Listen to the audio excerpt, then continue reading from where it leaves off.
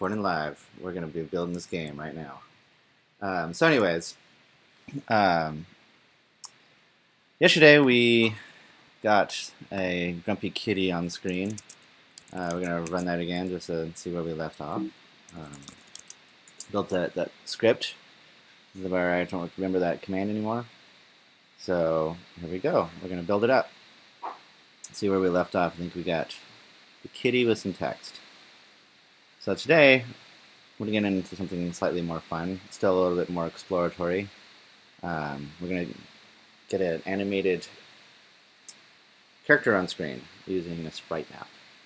We're going to kind of do it quick and dirty just to prove a point that we can do it.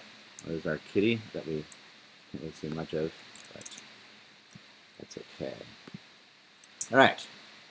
So first of all, I went off to the interwebs and picked up this TNG full of frames of a wizard doing things, mostly walking. And so if you look, we can see that each frame is just a little bit of, advanced to the next spot. And we put them all together, it makes animation. This shouldn't be a big surprise. So I'm going to pull this up in GIMP and kind of show you how we're going to work this. We're going to actually upload this entire image to the GPU, which sounds way more complicated. Well, it is complicated, but the framework does most of the hard work for us. And I'm just going to draw like a line here, kind of breaking the gap between the wizards.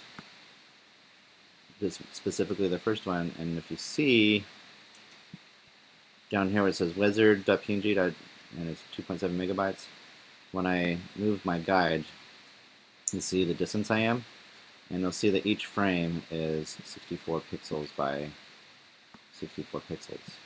So this makes it really easy on us. Not every single sprite map is going to be this convenient, and the fact it's using a power of 2, meaning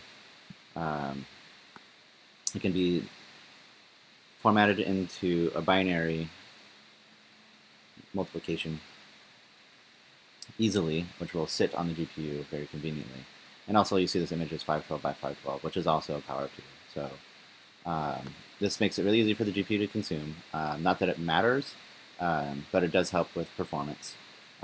These days it's minor performance, but if you get large-scale games, larger textures, 3D stuff, this stuff starts to add up really, really fast. So it's good to stick with it. If you're just doing something pretty simple, it's probably okay not to have to.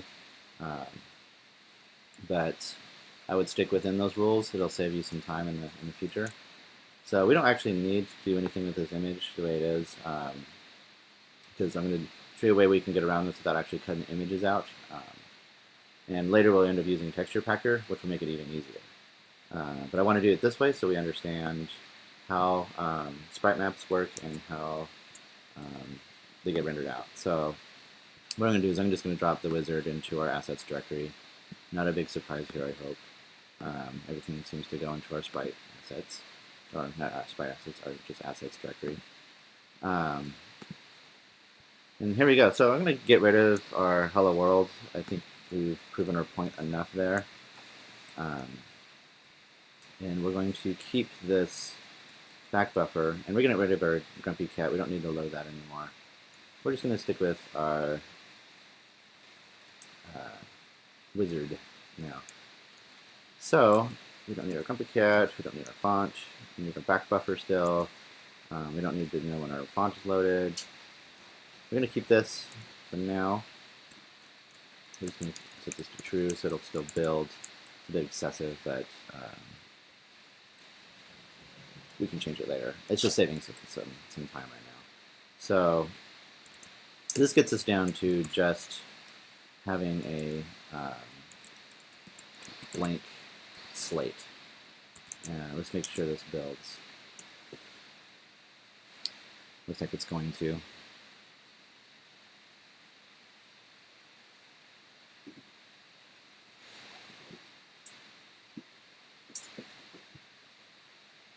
Should just take just a moment.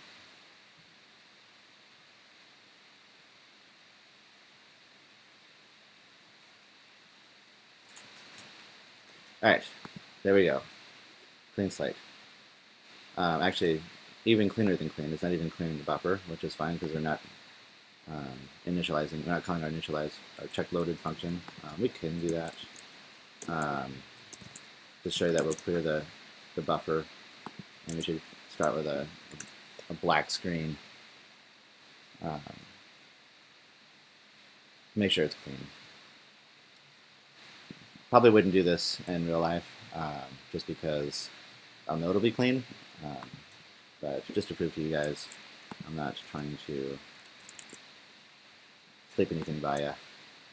You can probably get rid of this for now. We'll be bringing that back later.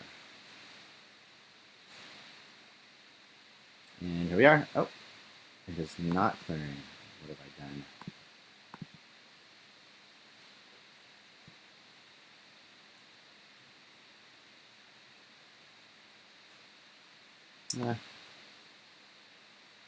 I think it's because the back buffer is not something black. False.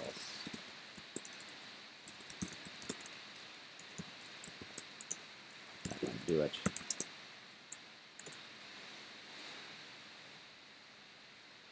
It'll happen anyway, but we'll do one more build. If it doesn't do what we want, that's just going to be the way it is. Actually, didn't check to make sure it compiled. So what's interesting is the way hacks works with. Yeah, I didn't clear. It's okay though. We'll take care of it. How hacks works with the build. So the first build, there's like 2 build phases. It'll actually hacks will actually compile the hacked code that we are coding in to C++, and then we actually invoke the Clang Clang compiler, which is built into Mac. It'll be GCC, I believe, on Windows, and G++ probably on Linux. And that just compiles the source code into machine bytecode, where it can be executed at native speeds. And that's our best possible outcome on this. So first of all, we're going to load out our wizard. We're just going to say load image, our wizard. And we know from yesterday we don't want any spaces or dashes. And then we're going to say when it finishes on wizard loaded, because this happens asynchronously, so the game loop can happen. It won't wait for this to be loaded. So if we want to know when the wizard's actually loaded, and this works out really nicely too. If you ever want to load something from the internet, the game doesn't freeze while it's downloading it, and it'll be notified when the image is ready. So here we're going to create the wizard image. And we're going to assign it this wizard equals image. There's nothing wrong with doing this .wizard. It won't. It's not a performance problem or anything like that. I just find it too verbose, too many words. And so now we're just going to make sure we check our loaded state here. If the wizard is not equal to null, it's slightly excessive. We could probably simplify this and just do this, but in this case we want to load something else. We don't have to rewrite that. So if the wizard is not null, we're going to begin our thing here. So what we need to do is we can set the graphic. So we're actually going to set this draw image, which we can do. We'll just do that just for just to show you that we're actually loaded. Not a bad idea, just to make sure the simple thing is working. If the simple thing doesn't work, we can kind of go back and reevaluate it. Whereas if we try and go straight to the complicated part, something might break, and we end up just going to the simple thing anyways. You're not saving that much time over the course of writing a project to validate that something is, the simple part is working. And here we are. Here's our wizard, and our back buffer still isn't being cleared. Oh, we actually want to clear this. That's why. We want that cleared. So anyways, just want to make sure we have that clearing, which is true by default. And now what we want to do, once that comes out, we're going to actually, instead of draw image, we're actually going to call it draw the sub image. So once this is uploaded to the GPU, we don't want to break down the images and upload the GPU and then clear the memory out, then upload the GPU again, clear it out. This way we can actually just load it up, and then we can actually technically crop just a piece of it. So, and then as we don't have to keep uploading the GPU because it's a heavy process on the machine itself, and you'll have dropped frame rates. Which reminds me, either today or next time, we're going to build a FPS counter so we can always show the frames per second that we're showing. It's always good to see that we're not killing our performance, and it just gives us a little bit more insight on how the game is running. And eventually we start put up our memory usage and things that we'll put some diagnostics in here that we can turn on and off right in the game.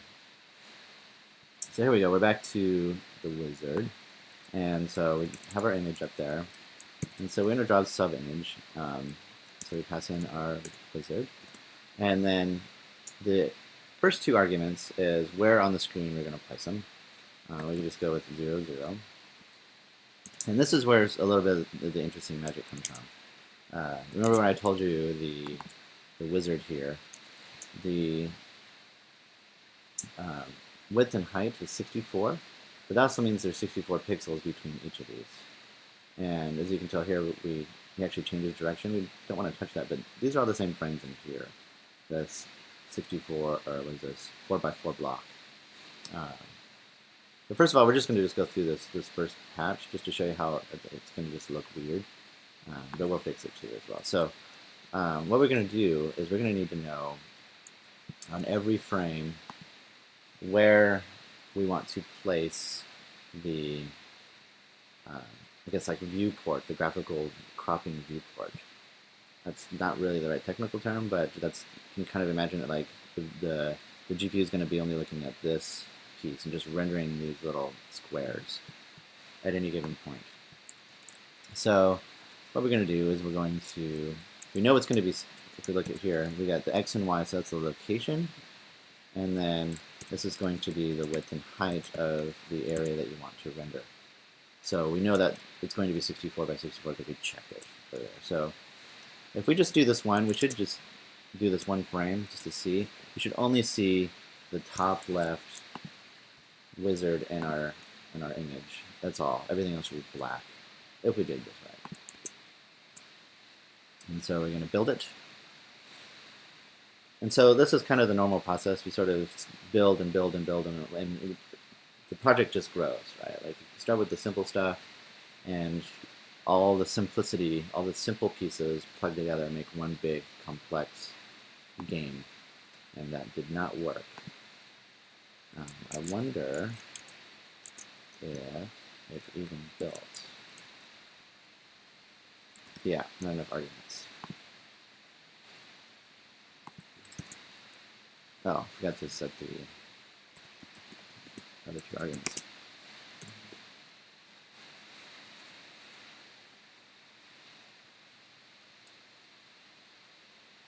So, like I said, we want to build out the little pieces.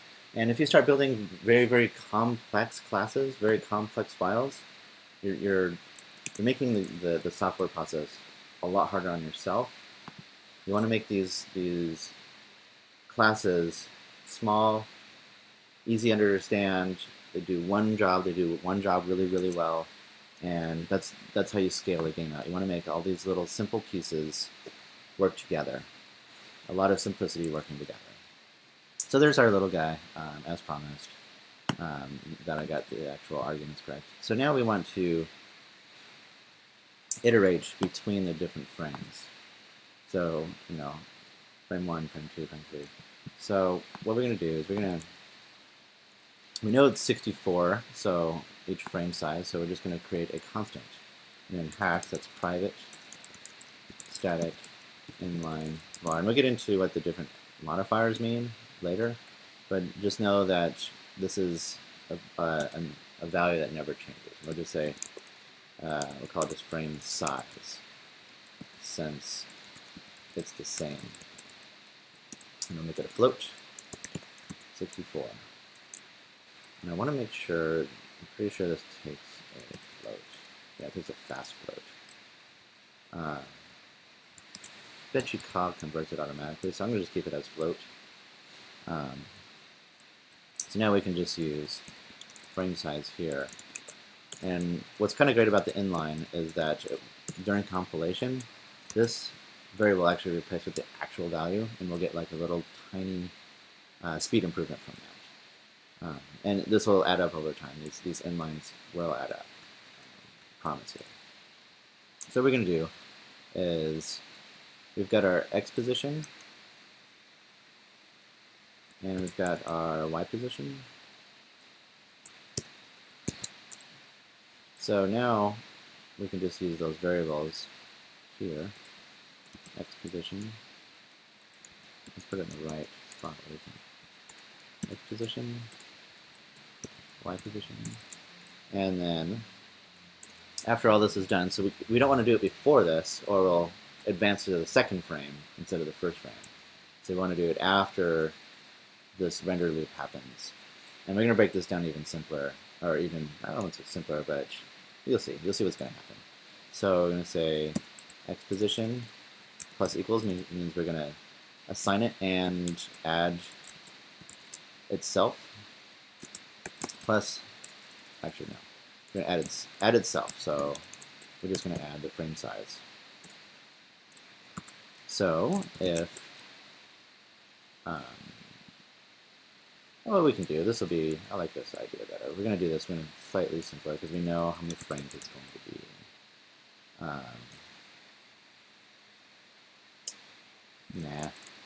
Nah. Maybe. Okay, we'll just do it. Okay, we're going to say frame count. It's probably not the best thing to call it, but it's basically we're going to have 4 frames across and then 4 frames down. It's a bit of a hack, but like I said, we're just playing around anyways. We're just making it simple on ourselves just to see this happen. This is not something we do in the real world. We're going to use texture packer, which will print out all the different locations and mash things together as best you can, save the best possible space. So in the meantime, we're going to just do it this way. And say private var x frame int 0 and y frame. So this is the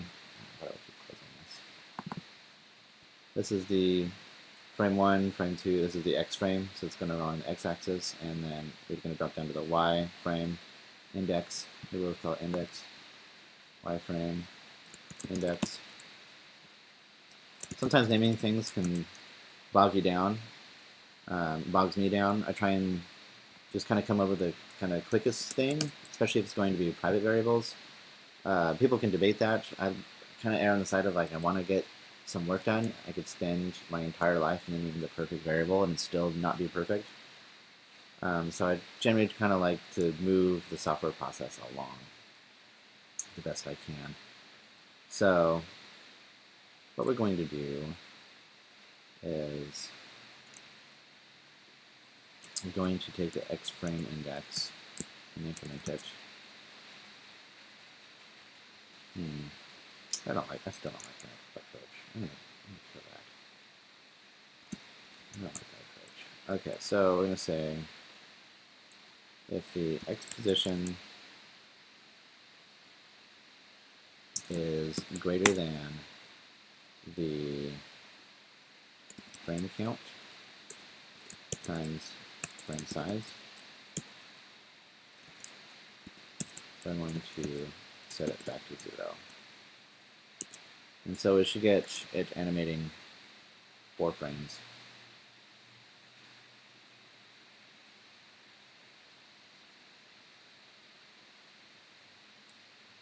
And repeating itself. It should. Get better, I'll break it.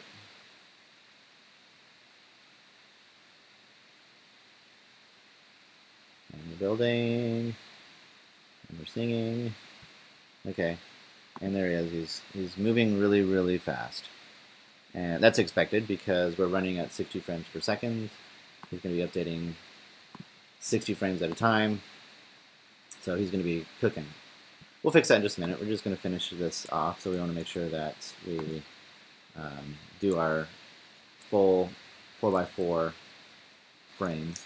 So now that we actually, when we go back to the beginning, we actually want to go to the next line. So we can say x position or y position plus equals the frame size. Now we just need one more if. Say if y position is greater than frame count times the frame size. We want to start that over as well. Position. Oops, y position equals 0. And make sure we have a semicolon. And we're going to build this out. So we should see him dancing really fast on screen. And then we'll kind of show you how we're going to slow him down. And in the meantime, I'm going to pull up some documentation. Going to need the context. And I'm going to go to our APIs. Ooh, we changed it a little. That's cool. He's gone. Where did he go?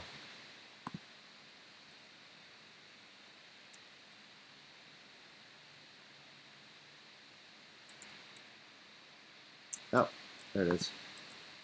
I mistyped. So what we're going to look at, the, I think it's the scheduler.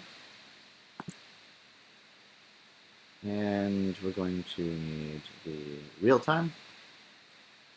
So there's two different times here. There's real time, and then there's, I think it's just time. Time. Okay, so real time is the actual time of day. It's 8:06 Pacific time. What is it going to be? Time is the time it's been since the game started. Okay, there he is. He's cruising around. I think I see a problem here. Is we need to do actually frame count because we're doing 0 index. I think. Let's see here. Probably easier to see once we slow them down, but yeah, I think it's because we're using 0 index, so we actually don't watch.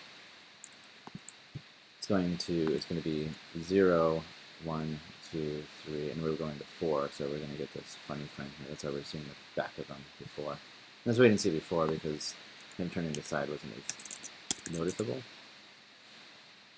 So there he is. He's moving really fast now. But now we got like at least a smooth animation. So now we're going to take the times and we're going to give like a pause between frames. So what we're going to do is we're going to create a private var current time. That's going to be a float. Always set it to 0 when it's a float. It'll bit me in the butt so many times that it's a habit now. So what we're going to do is we're going to set our current time. Oh, we're going to actually set a new inline variable. I'm going to call this private static inline var. I'll call it frame time. And I'm actually going to do this as a uint. This is an unsigned int. Just a memory thing. Signed int lets you have negatives. Unsigned int is only positive integers. And we're going to set this to 300. So we're actually going to set this into milliseconds. And so whenever we get a time, we're going to convert it to milliseconds because I believe it's the time is in float. It's like a float of milliseconds, if I remember right. We'll find out.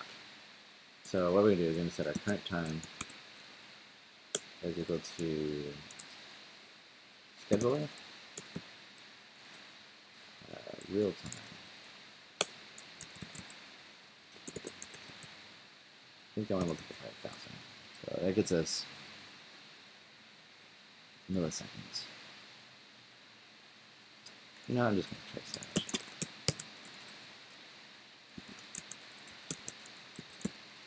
Scheduler. Put it down here actually. Scheduler. Do the time on this one because it's the same interval. Instead of having a really, really long current time to try and figure out what's going on, we're just going to look at the game time. It'll be a bit easier to look at and figure out its actual interval.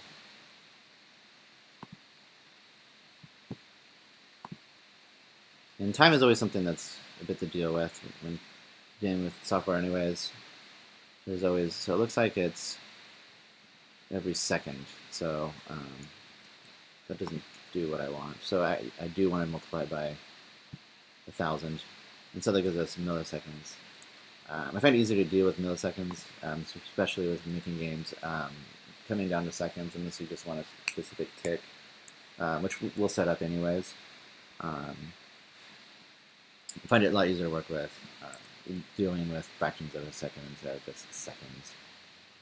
And so what we're going to do is we definitely want to show the first frame. And we're going to grab the time again, say now. That'll be in units. We're going to convert that right ahead. So units is equal to scheduler. And we're going to get the real time. And I'll tell you why later when we get into we could use time, but why not? Let's just use time today. We'll get into the complexities of time later. We'll just stick with time. It's simple, and we're all about keeping things simple. We're cutting corners at the moment just to sort of prototype how these things work. And after we get these things working, so we can start building it out. This will be sort of like the last tutorial before we start getting to actually building our engine. Just kind of want you guys to see how this rendering is going to happen. So when we start putting it all together, you know the base level, with the basis of this, all this needs to happen. So what we're going to do is if now is greater than, let's see, current time plus frame time. And actually we want to do less than. I'm going to return. So we won't advance our frame. So if it's not 300 milliseconds from now, don't advance our frame. And then if it is, we're going to set it to our new time. And then we're going to increment our frame. So now he should move quite a bit slower if this works. It should. And so I set up the frame time. I generally set it up so that the animator can control the speed of the animation. So if they want something to be lots of frames or a few frames, like depending on where you want your focus, how much memory you want to use, how much CPU time you want to use, you can kind of have this fine-grained control. And it didn't build. That wasn't paying close enough attention. Float should be U-inch, line 63. So we're going to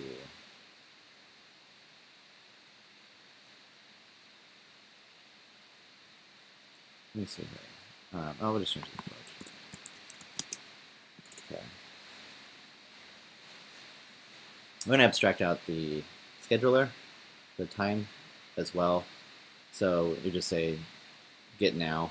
That'll give us in milliseconds, and then I don't have to deal with this multiplication anymore because this is excessive. When you start doing logic 3 times, we could simplify this now a little bit already. We can create a private inline function so that it executes inline. I'm gonna call it set new time. So there he is. Now he's moving slow. And then we can drop this here. And then we go set new time. And then here, set new time. There we go. So back to our guy. You see he's moving much slower. That's because we told him to move slower. That's way too slow, but I just kind of want to show you that he is still advancing, albeit slowly. But now we've got our fine-grained control that we want over the speed of our animation. So now we can set it to a more, let's do 120. So every 120 milliseconds he'll update. And so this should be a much smoother animation where he's not moving too fast, not moving too slow. Nice, calm, convenient movement.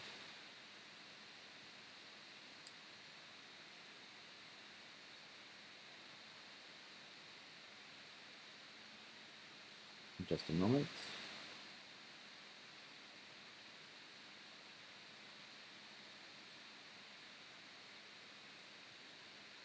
And still a little slow, slower than my liking. So let's speed him up just a hair. We'll set it to 80 milliseconds. And just saw something I want to do with the code to make it slightly better. Instead of setting the new time, we'll just say, now, and we'll just return this.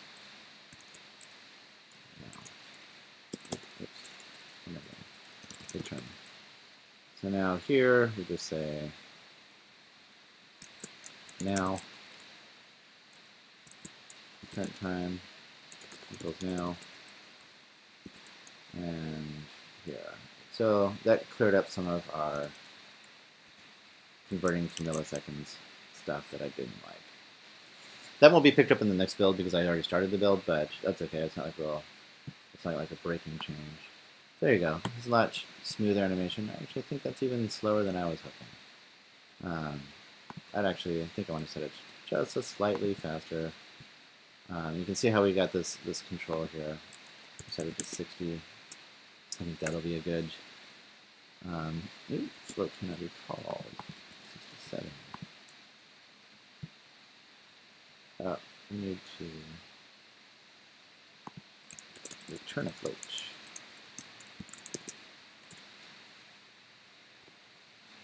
What? 167.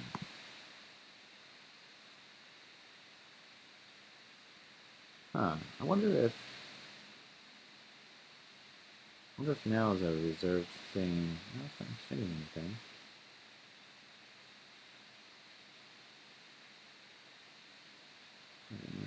Now.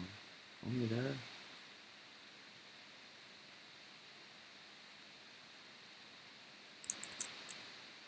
Am I crazy? So it cannot be called.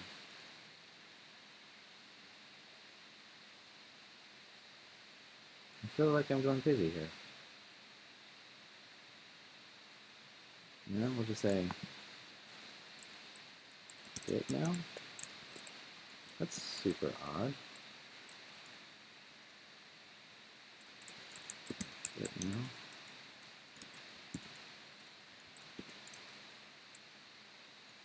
Seems like if it's going to do anything, it would do it on 29.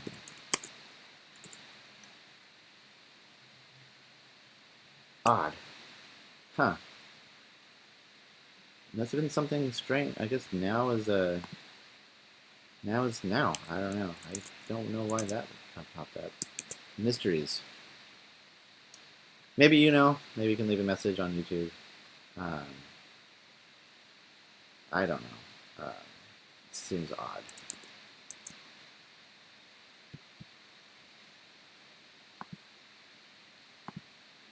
There we are. Building it. There he is. Okay, that's a much more smooth animation. I'm happy with it. Hope you're happy with it. Okay, so that's that. So what we're going to do is we're going to commit our code like we always do. We're going to commit all with a message. The added and animated Sprite wizard. There we go. We're going to push that to our repository. Oops,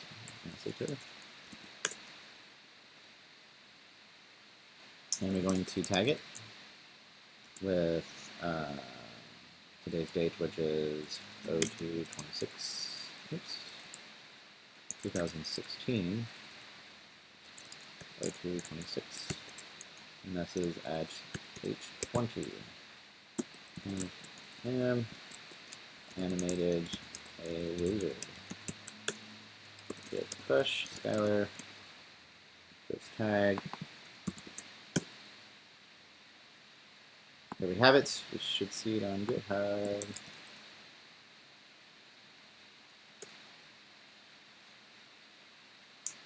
There's our GitHub with our Sprite wizard. And we should see our tag. And there it is today. And we get done almost the same time every day. Okay, so that's it for today. We have our wizard animating. I think we're making steps in the right direction.